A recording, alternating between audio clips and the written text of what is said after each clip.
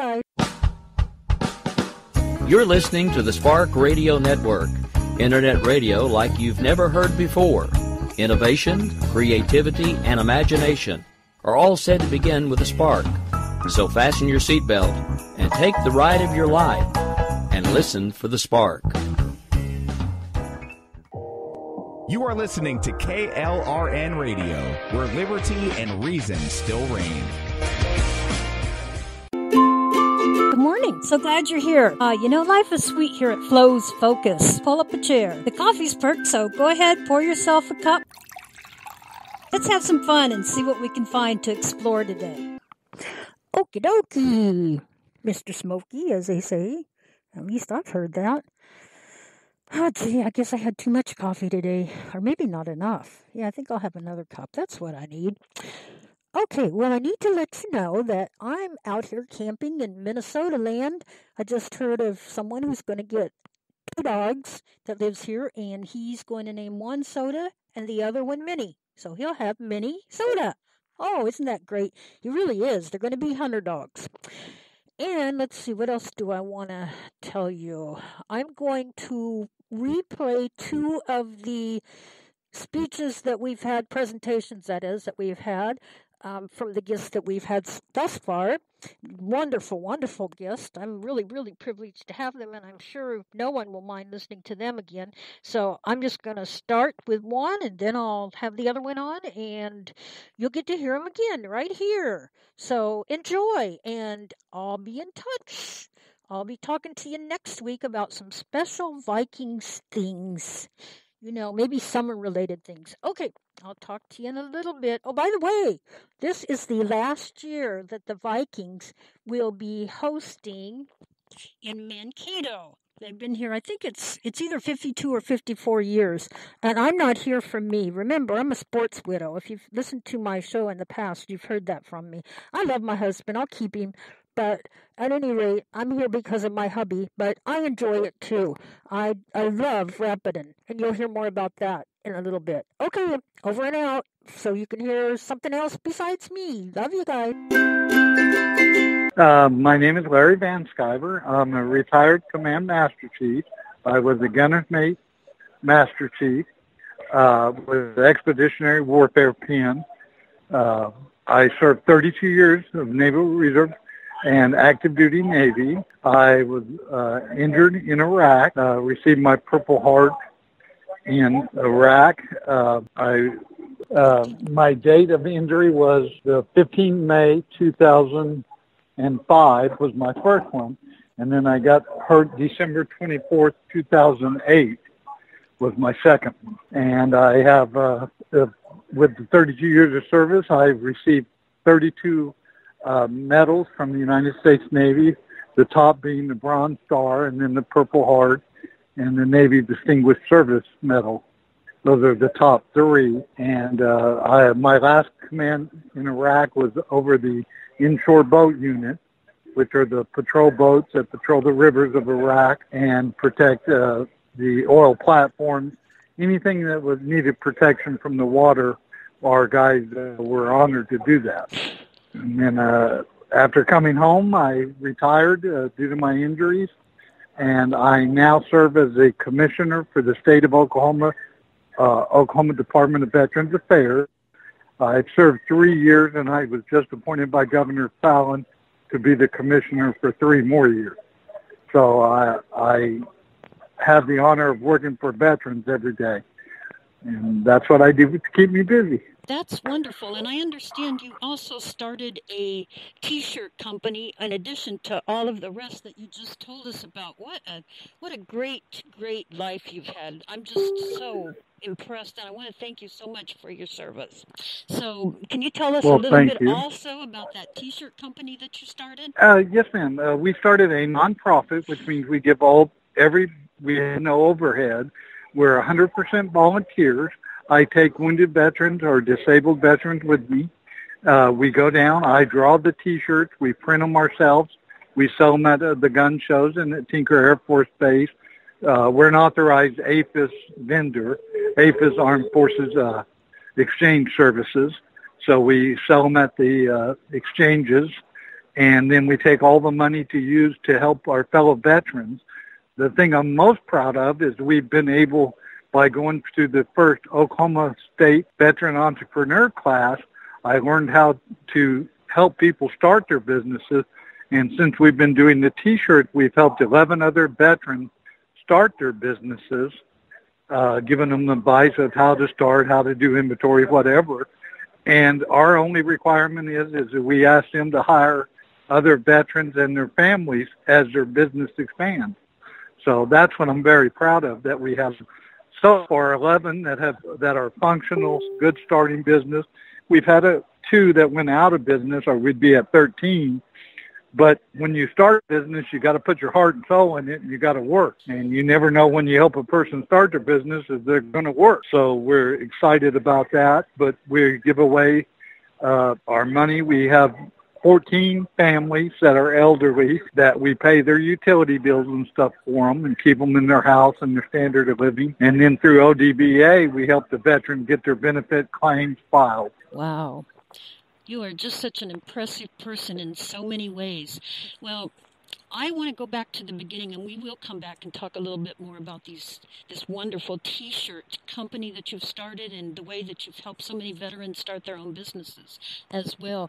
But what I'd like to know, I want to go back to your very beginning, if I may, and I'd like to know, what was it that made you choose the Navy? Well, I actually, it's kind of funny. I went in the Army. I was underage, and I went through boot camp, and they sent me home because I was underage. But I actually smarted off to my dad one day, and he thought, okay, son, tomorrow we're going to go to town. We went to town, and he pulled up to a recruiting station and say, which one do you want to join, because you're going to learn some responsibility. So that's how I joined the military. My dad drove me and said, you know, son, you kind of got a smart mouth, and I think this will be good for you. So let me get this straight. You were initially in the Army, but then you weren't. Yeah, I went underage. That's what I went down with. Yeah. I went down with some cousins and stuff, and I got in the line and took a test. I didn't even know what I was doing. And the next thing, I was on a bus to Fort Ord, California. And I went to boot camp, and they discovered it was time for my mom to go back, to school to get my high school diploma. And she went and talked to the Army, and they said, he's in the Army. And he said, well, that boy's only 16. I need him to come home. Oh, no. So they chewed my butt out and sent me home and said, come back when you turn 17. And I thought they've had their chance to yell at me. I'm going somewhere else. So that's how I joined the Navy. That's a great story. I love that. Well, where did you do your basics at? San Diego, California. Interesting. I went to, and I did I went aboard the USS Mauna Kea, an ammunition ship, basically, and that's how I got in the small boat units. When you have an ammo ship, you have to have patrol boats out, of course, keeping people away from it. And then I got into the small boat units, and I transferred over to them, and I did the rest of my career small boat units. Ah, very interesting. So you found the boats to be of interest to you then, and you realized most likely that you had joined the right service, eh? The right branch? I did. Well, with the small boat units, there's less chipping of paint you got to do, and less swabbing the decks. They're only 32 foot long. And I thought instead of doing a big ship, mopping the floors, I could do a little ship. That's why I made that choice. That was a good decision. Yes, ma'am. Did you have any funny stories or anything like that happened to you in basics that you can think of? No, you just kind of got there, and I learned my dad was right, that they had a way of dealing with you when you had a smart mouth. And once they taught me, I learned very quickly that it was better to put your head down and do your job, and everything else would be taken care of. And how long ago was it, if I may ask, that you joined the service? Well, I went in the Army in 1971. I went into the Navy in 1973. Just a little bit May older. 14th, 1973. A little bit older than perhaps a little bit more prepared to be in a branch of service, eh? Yes, ma'am. Did you receive care packages back then? We didn't when we first started. I mean, it was during the end of Vietnam, and a lot of people had they didn't treat our troops well in Vietnam, of course, and so then it wasn't real popular to be in the service. Not the first time that I got a care package was during Desert Storm, and then when I went to Iraq, Soldiers Angels. Patty Patton Bader, who was the founder of Soldiers Angels, and a Miss Cheryl Walker, they adopted my units. Aww. And they took care of all our sailors and sent us gifts, and they're just wonderful ladies. And then, of course, you had numerous churches throughout the country sending stuff, and we had a big kind of table set up, and we would put the gifts on there, and whatever Army, Navy, Marines, or Air Force, whoever walked by and they needed a box of cookies or shaving stuff, they would just pick it up from us. Oh, that's great. So I would say from the sounds of things, care packages are pretty important to the guys in the military, eh? Yes, ma'am. I think it shows that people are caring about them. It shows that you're not there by yourself, other than your family members. There's other people that appreciate your service to our country, and it's a wonderful thing to see. Yeah, that is great. That's super. So it sounds like you were in a lot of different places. Was there any particular place that you liked above all? I think during the peacetime when I went to Ghana with the Fleet Hospital Dallas to provide security for them as they were building hospitals and schools in Africa was very exciting. Wartime basically sucks. There's no way to put it in a nicer term. But, you'd rather be over there fighting them than in the United States fighting them. So you just do your mission. But I think the peace mission of building hospitals and stuff in Africa, and for an old Okie boy to hit, I've been in 54 different countries due to my naval service. So I'm grateful for that experience and time. Absolutely. And I tell you what, we're really grateful for you, too. You had talked some about being your title is a Gunner's Mate Master Chief. Is that correct? Am I pronouncing it right? Right. Yeah, Gunner's Mate Master Chief. And an E9. Can you tell me what that means? E9 is your ranking. E1 being the lowest, enlisted first grade, and it goes up to 9. Okay. And E9 is the highest. Okay. And what is a Gunner's Mate Master Chief? What are their responsibilities? Well, I'm a GM. A Gunner's Mate is in my field, I'm a 0812, which is a range master, which is a firearms instructor. And I would obviously teach range and shooting and safety, but my responsibility would be everything under a 50 caliber weapon and below. Small arms, such as rifles, pistols, shotguns, anything that dealt with the small arms is what a gunner's mate does. Oh, okay. Very interesting. So are you teaching soldiers then, the small arms? Yes.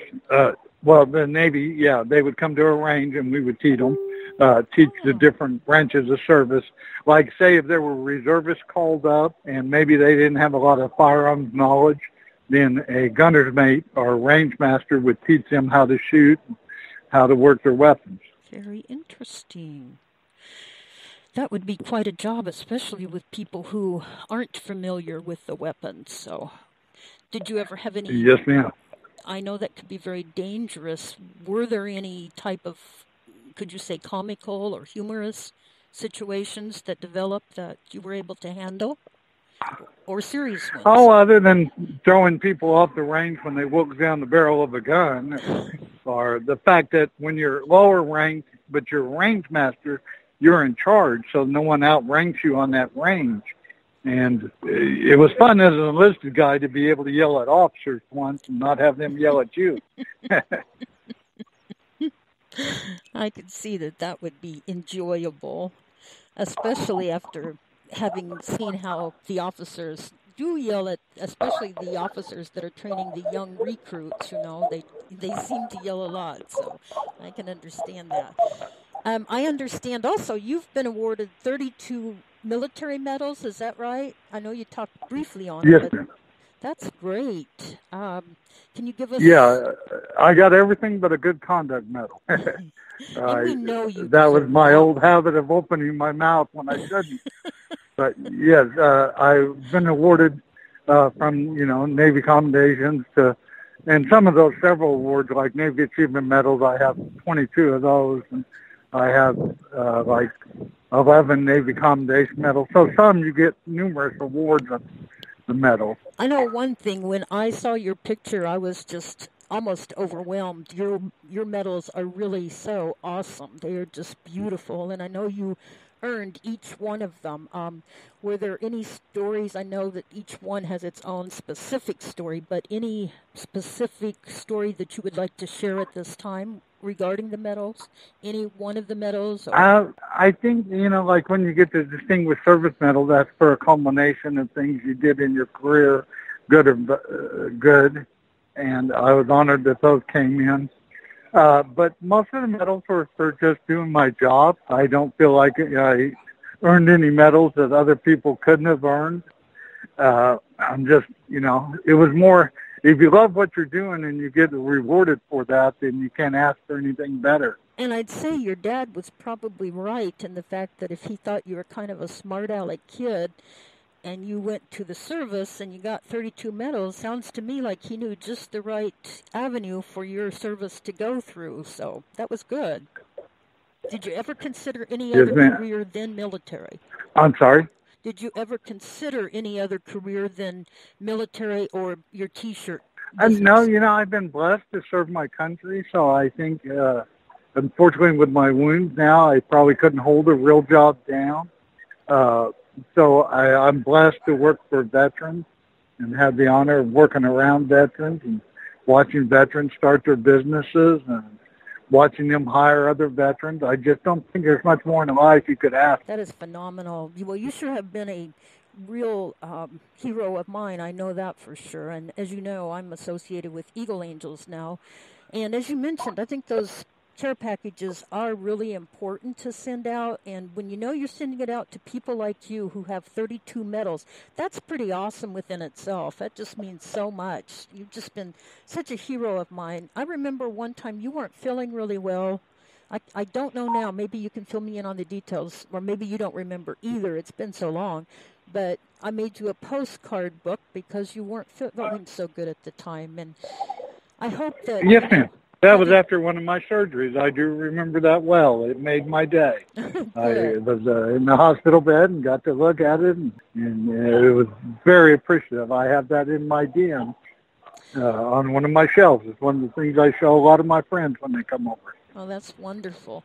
Well, I don't know that all of our listeners know what a postcard book is, and that's one of the services that we do, and various, it doesn't have to be Eagle Angels, it can be Soldiers Angels or whoever you go through.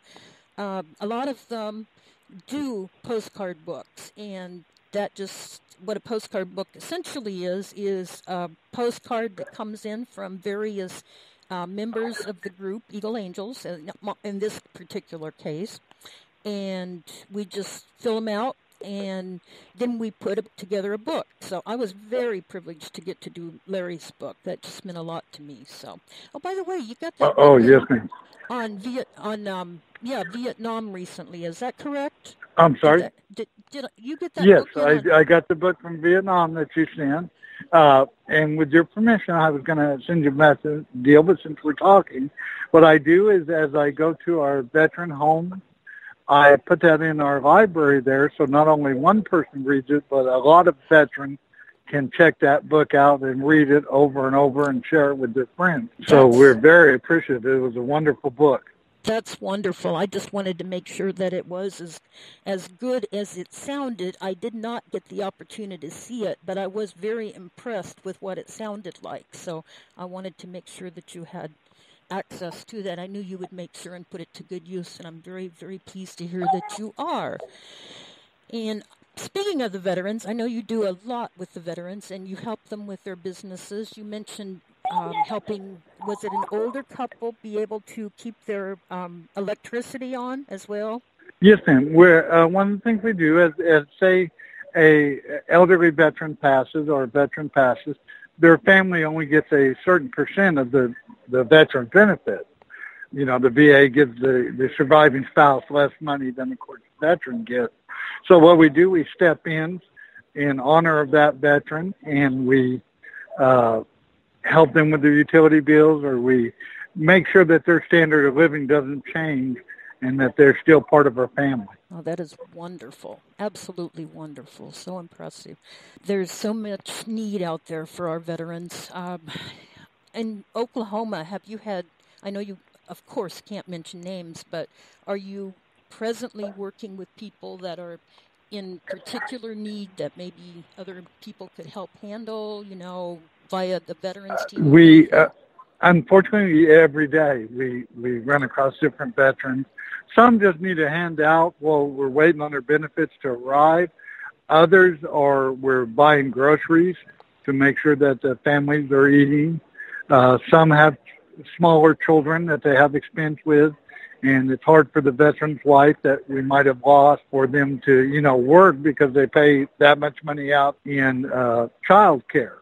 So we just step in and try to fill a little part of the pie in so that we help them the best we can. That is just so great. I'm so pleased to hear that you were doing that in the state of Oklahoma. If there are people who would like to help you in your efforts, is there a way they could reach you?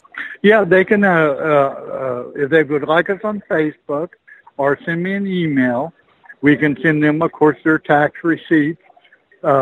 We have no overhead. So every dollar that we make extra, other than our restocking on our T-shirts or hats, is the only expense we have.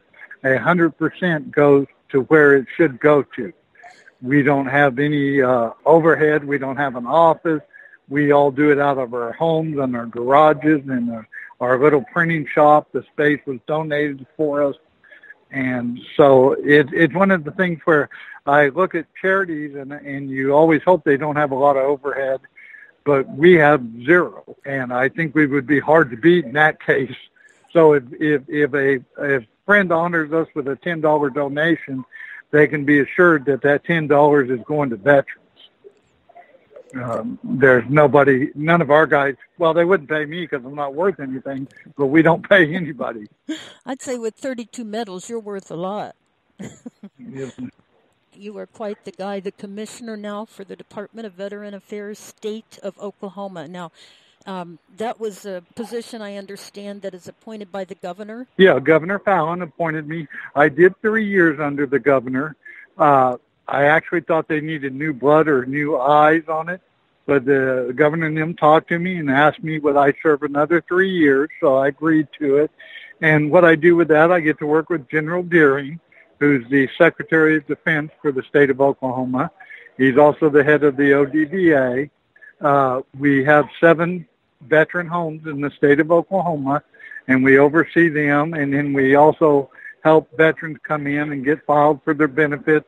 Anything veteran-related, General Deering and our Governor Fallon, Mary Fallon, is so pro-veteran that basically they've never told me not to try to do something to help someone. That is great. Now, I have another question backing up to your service years, and that is, were you ever on a boat that you thought was going to sink, or did you have any issues of feeling frightened on a boat? Yeah, we've had firefights, obviously, on the boat, but yeah, there's a boat that we sunk, but it unfortunately, because it's top secret, I can't talk about it. Sure. But yes, I would. The answer would be yes. We've lost patrol boats, and unfortunately, during my service, I've lost sailors. Had sailors get their Purple Hearts, but God willing, the main thing when you get home and you've done a tour in Iraq and you haven't lost anybody, you're so grateful. Oh, absolutely. And when you do lose them, you make sure that you honor the families. And you know, right, we named it after my dog, Sailor Dog, because we were all E9s. the guys the original three of us that started it. Okay. We've unfortunately lost them due to natural things. But when we were thinking of a name, we thought, well, the dog's smarter than all of us, so we named it after her. And she didn't have any ego wanting to be president or the CEO or anything like that. So we give her a couple dog treats. She's happy, and we didn't have to pay her. So we named it after my dog, Sailor Dog, because we were all E9s, the guys the original three of us that started it. Okay. We've unfortunately lost them due to natural things. But when we were thinking of a name, we thought, well, the dog's smarter than all of us, so we named it after her. And she didn't have any ego wanting to be president or the CEO or anything like that. So we give her a couple dog treats. She's happy, and we didn't have to pay her. So we named it after my dog, Sailor. That's an excellent story. I love that. Now, how did you decide on a T-shirt company? Well, I had the honor during times when you're on active duty, people retire, and sometimes you don't have the money to buy them a plaque or a shadow box or to honor them in the way I felt they should be honored. So I came up with some drawings for our different units, and we would sell that shirt and then put the money in the kitty. And then when someone retired or if somebody went in the hospital or they had a baby, we could buy them little gifts without going around and passing the hat, because they call passing the hat when they come by and they want money for something. So we thought instead of passing the hat and having junior people go into their pocket, if they wanted a T-shirt, they bought the T-shirt, and we used the profit, and we never had to pass the hat to honor our fellow sailors. Well, that's great. What a great idea. So that's how we started. I told the guys, if we earn our money, we'll be better stewards of our money. Absolutely. If you pass a hat, you might not be a good steward. That's right. That's so true. What a good point. So we and with the organization, just like your organization, when I look at what they're doing, it comes from the heart. It means so much more, and we're blessed to have those people. So we just that's the way we started. And, we don't do any mail outs or fundraisers like that, because then you got money you're spending to try to get money. And I think instead of sending out flyers, say spending $100, I can buy a big bill of groceries for $100. So that's why we don't direct solicit. We're not trying to be the biggest organization in the world, or we don't need that for our ego. We just want to help our fellow veterans. That is such a And we've been blessed. We've had such great people buying our T-shirts, and people have ordered, they'll send me a check for $100 and say, I like these 2 T-shirts, and I'll write them back and say, look, they're only this much. You sent way too much money. And they'll say, no, I meant to do that. Please use it the right way. So we're so blessed that I can't tell you what an honor it is. And then when I think of something, I draw them. Sometimes I get people say, well, you should do this shirt on this color. And then you end up with the same shirt with 30 colors. Well, we don't do that. I picked a color, and we kind of live with it. Sometimes we flip a coin, and that's the way we do it. Yeah, I was going to ask you how you come up with your unique designs for anyone who loves the military. I get off my medication. Yeah, you can tell when I don't take my medication, some of my T-shirts. Your T-shirts are wonderful. Anyone that loves the military, and there's a lot more in your T-shirts beyond the military. If people aren't associated or don't, for whatever reason, don't buy a military T-shirt, there's also other T-shirts out there. But then again, I can't imagine buying anything but a military T-shirt. Can you? I don't, but I do a lot of T-shirts for other organizations. We do them no charge for the labor. If they're raising money to help their group, we'll do their T-shirts for them at no cost, other than the cost of the material, of course. And that way they can raise their money for their organization. But that's just an honor that we have of helping others help our fellow veterans. And we've had groups that are not veteran related, but say they're helping elderly veterans. or raising money for the Alzheimer's Watch or cancer. I've done a couple breast cancer shirts for people. We just keep expanding that way. That is great. Well, I have to tell you, I've really so very much enjoyed having you on the program today, Larry. You've really been. Oh, it's my honor to talk to you. I thought you were one of my angels that I would never get the honor of speaking to. But I want to say how much you mean to us and the guys here in Oklahoma, and how much we appreciate everything you do for us. Oh, thank you. I appreciate all that you've done. And for my wonderful book, I've showed it to probably 500 people minimum. So we're so blessed to have you as part of our family. Well, it's great to be part of the family. I'm very appreciative. And I just can't tell you guys in Oklahoma how much I love you and appreciate all that you've done. Just please, every time you see veterans from Oklahoma, just let them know that Eagles Angels loves them, and we do all we can to let them know. Anytime there's a need, if we're contacted, we'll do whatever we can, and that comes from my heart as well. So it's a privilege. Yes, and please tell all the Eagle Angel family that we think of them and we pray for them daily. And if anything we can ever do, all you got to do is make a phone call. We'll sure let you know. It's been great talking to you today, Larry. And now our station has to get out the checkbook and pay some station bills.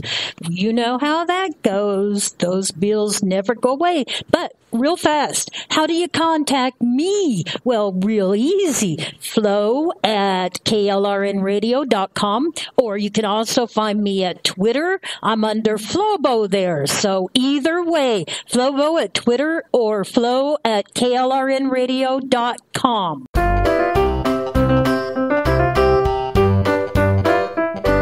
You are listening to KLRN Radio, where liberty and reason still reign.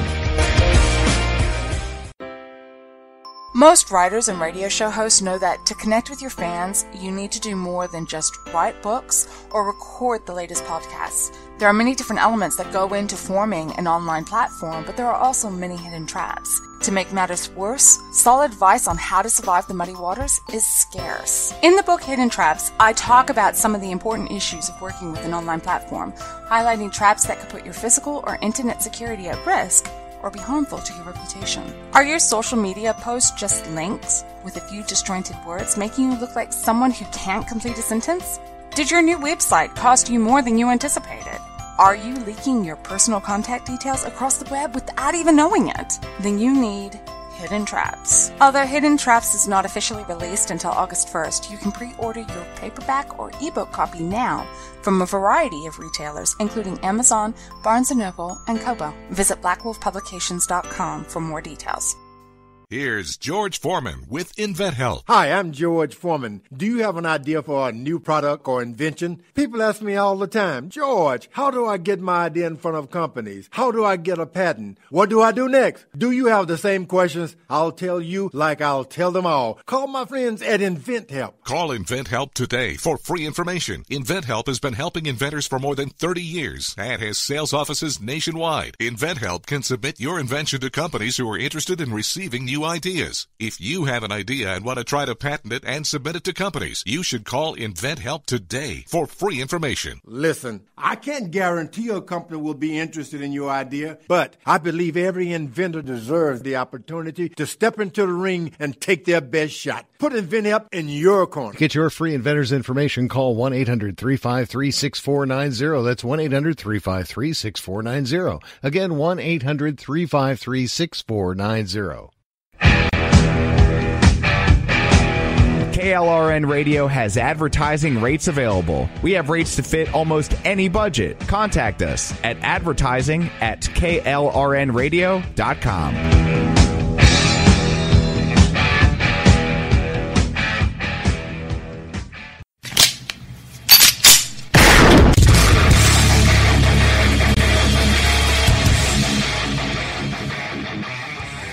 This is Slickery Trigger for Rebel Road Tactical.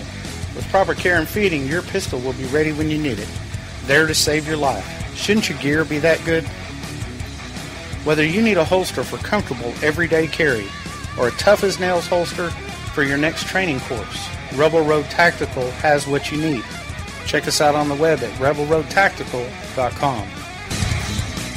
Tired of paying outrageous prices for Viagra? Well, we have great news for you. Now you can finally get Viagra at huge discounts. Healthy Man allows you to save up to $500 on Viagra. Why pay U.S. pharmacy prices of $15 per pill or more when you can get Viagra for less than $3 a pill? Call today and get 40 Viagra pills for only $99. This can cost as much as $600 at your local pharmacy. You can't afford not to call us. If you want Viagra at the lowest prices, never pay $15 a pill pharmacy prices again. Get Viagra for less than $3 a pill. Call 1-800-516-7602 today and save up to $500 and get 40 pills for just $99. Healthy Man is fast, easy, and affordable. Operators are waiting at 1-800-516-7602 to take your call right now. Call 1-800-516-7602. That's 1-800-516-7602. Again, 1-800-516-7602.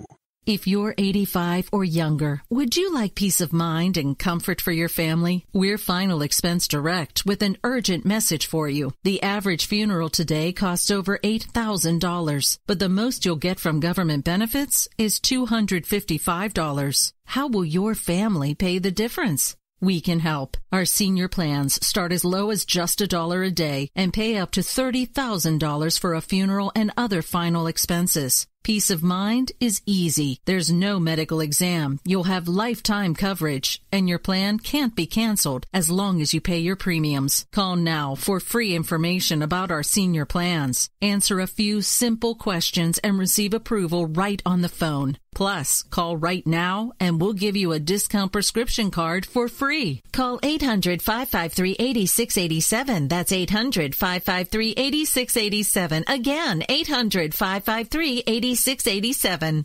If I had a choice, I could have talked with Larry all day. However, he was at a gun show, and, he's needed other places too, so regretfully, I had to let him escape. At any rate, I really enjoyed my visit with him, and I hope that you enjoyed him as my guest also. I just love him, and hopefully we can have him back another time. Larry's T-shirts are more than just a regular shirt. They are literally artwork that you wear. I know station manager Ann said that she has some that she's had for years now, and she absolutely still loves them.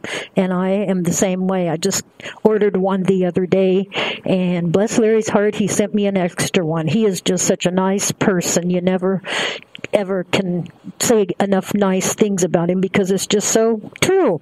Okay, well, I think I've probably done my part on saying nice things, but it really, really is true. Get to know him and you'll find out the same thing that I know and that all Eagle Angels know as well that know him. He's just a terrific guy.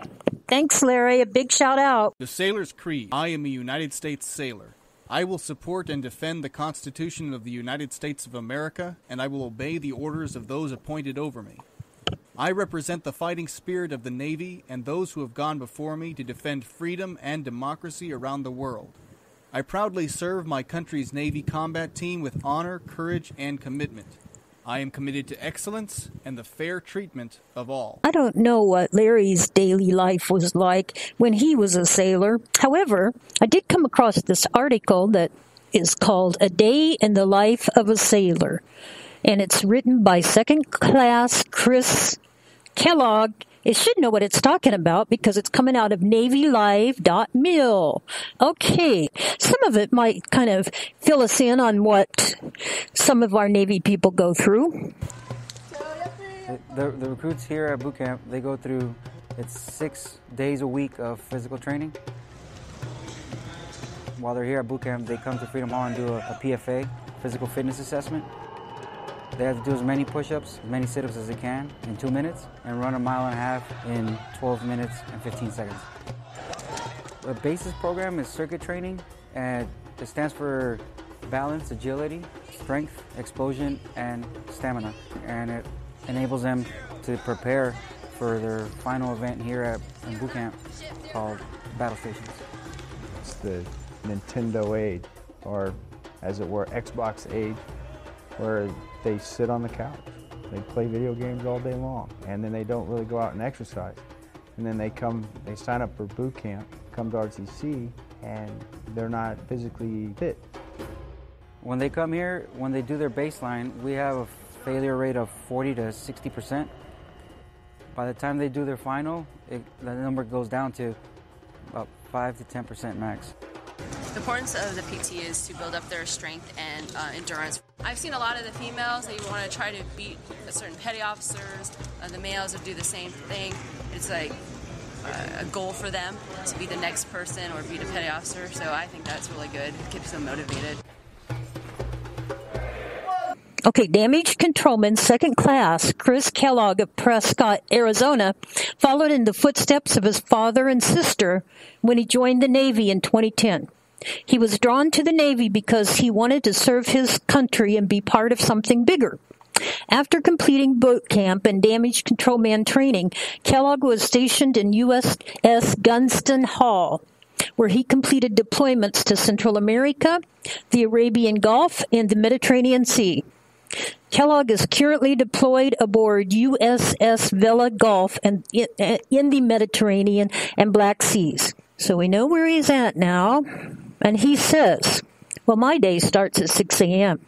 And like any day back home, I wake up, get dressed, make my bed, or rack as we call it on the ship, and take care of morning hygiene. Showers on the ship are not glamorous, but they get the job done.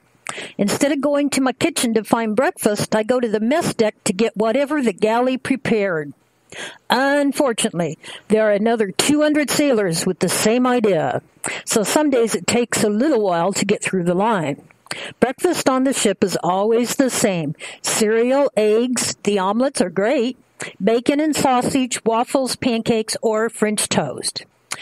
After breakfast, if I have a little extra time, I try to check my email. Being away from home for so long is hard, but hearing from my family can make the distance feel just a little bit less.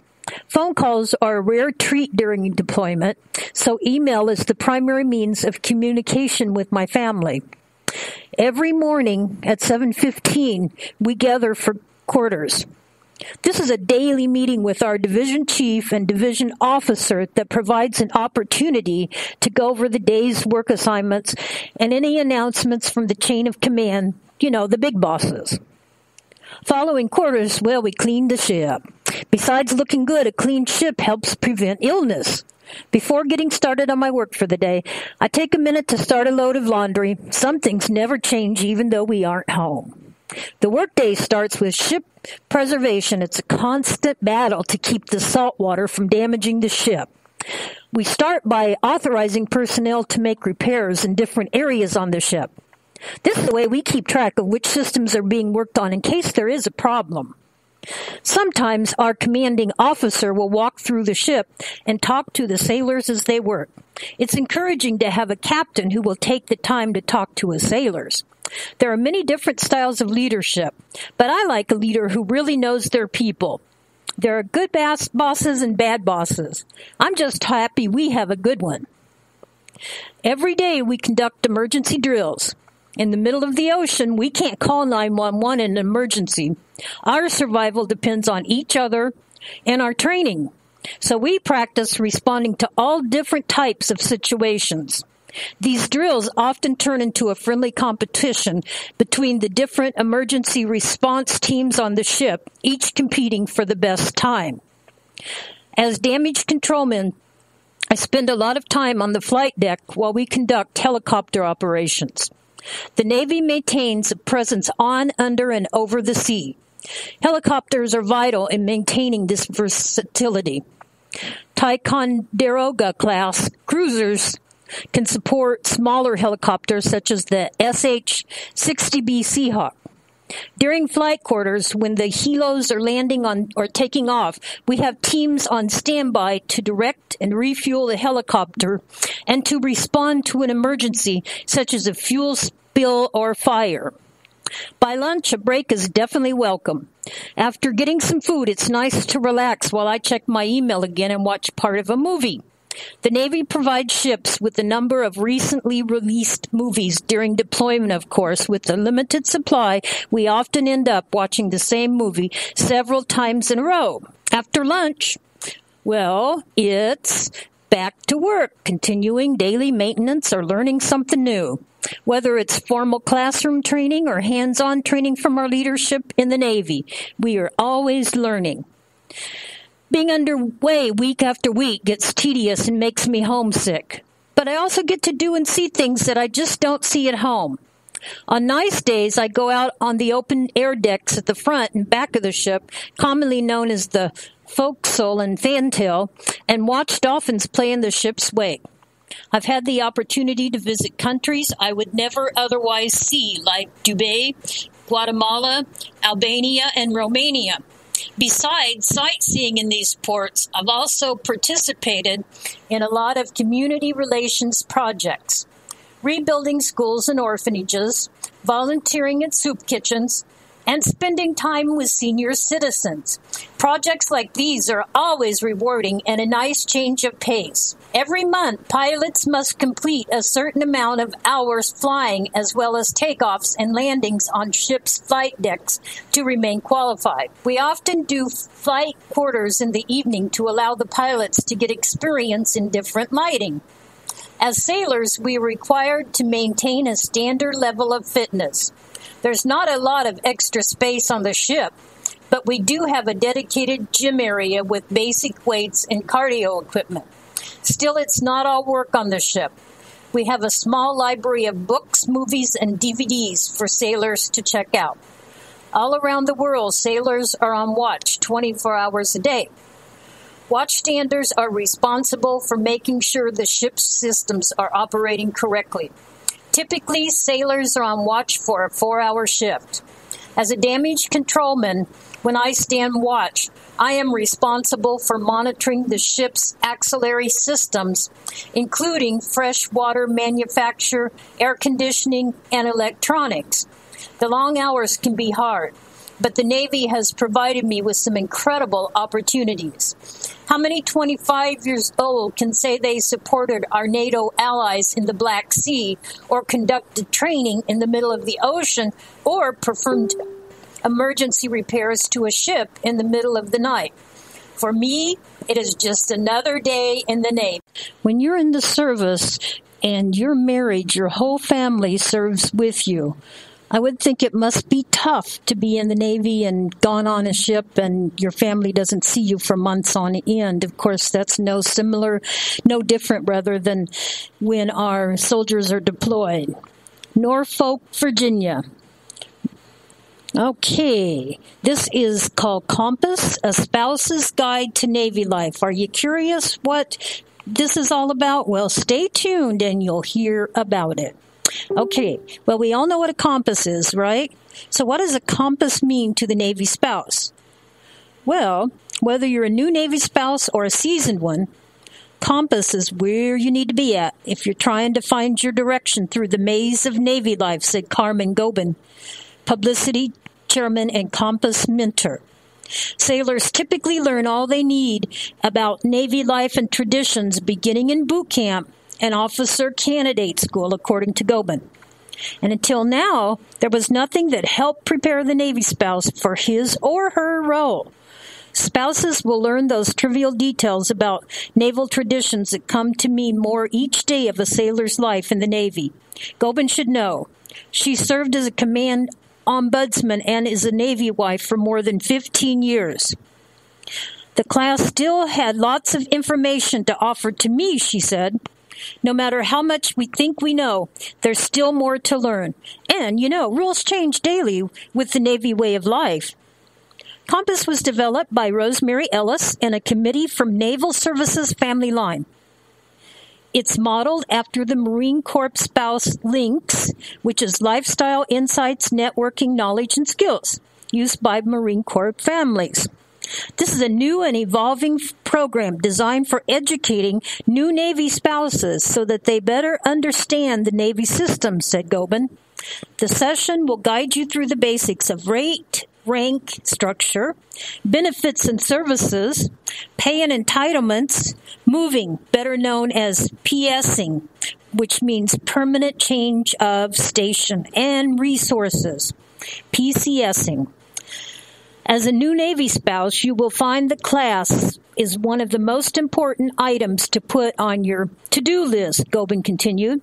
Struggling with a new marriage is difficult to begin with, but add in an unfamiliar vocabulary of Navy terms, 6-month deployments, moving to a new area, enrolling kids in new schools, and looking for a job.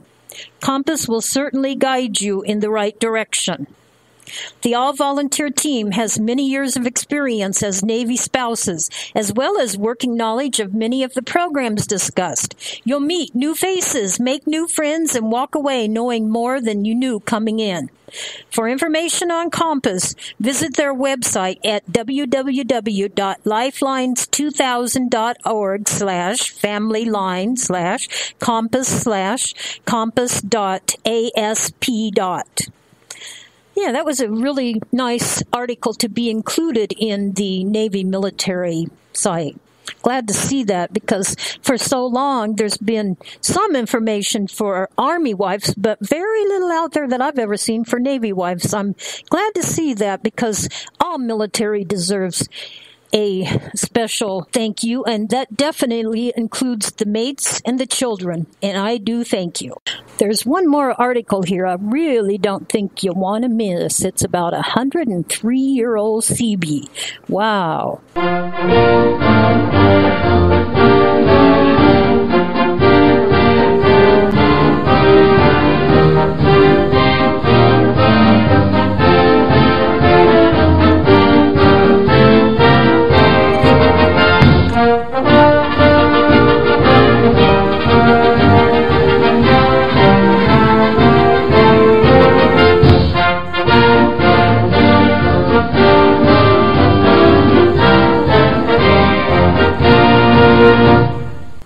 Can you believe it? I bet things were a lot different during those days. Okay, this was actually released by the Navy.mil back on March 3rd, 2017. A 103-year-old Seabee reflects on Seabee service. There's one more article here I really don't think you want to miss. It's about a 103-year-old Seabee. Wow. Can you believe it? I bet things were a lot different during those days. Okay, this was actually released by the Navy.mil back on March 3rd, 2017. A 103-year-old Seabee reflects on Seabee service. As Seabees worldwide celebrate the 75th anniversary of the establishment of the Fighting Seabees, March 5th, the oldest living Seabee in North Carolina, at 103 years of age, recounted service to his country during World War II.